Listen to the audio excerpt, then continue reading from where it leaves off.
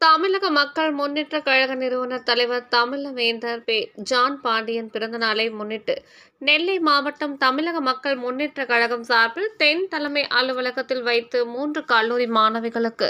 1,10,000 ரூபாய் கல்வி உதவித்தொகை, 15 பெண்களுக்கு வாழ்வாதார உதவிக்கு தையல் இயந்திரம், சலவை தொழிலாளர்களுக்கு இஸ்திரி பெட்டி, வேளாண் பெருங்குடி மக்களுக்கு மருந்தடிக்கும் இயந்திரம், 100 நபர்களுக்கு அரிசி, பருப்பு போன்ற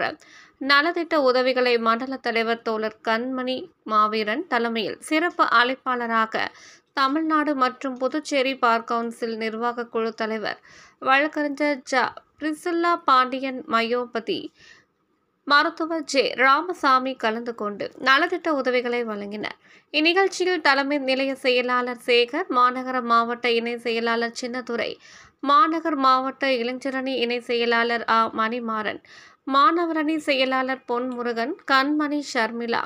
கண்மணி லலிதா, ஓவியரணி செயலாளர் பழனி உட்பட பலர் கலந்து கொண்டனர்.